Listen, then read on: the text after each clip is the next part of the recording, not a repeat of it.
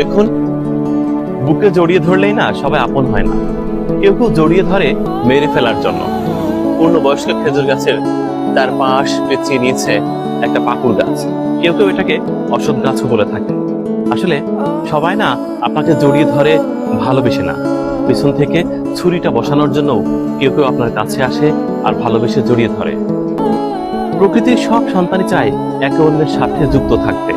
আমাদের সলিল চৌধুরীর অনবদ্য সুর আর গীতশ্রী সন্ধ্যা মুখোপাধ্যায়ের সেই বিখ্যাত গানটির কথা মনে আছে?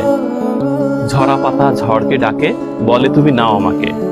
লতা যেমন ফুল শাখাকে ভালোবেসে জড়িয়ে থাকে, আমায় কেন তেমনি করে রাখলে না।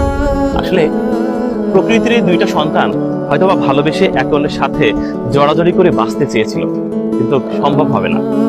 এই গাছটি, এই খেজুর গাছটা একসময় মেরে ফেলবে। আর এটাই হয়তোবা প্রকৃতির এক অদ্ভুত খেলা, যে খেলার নাম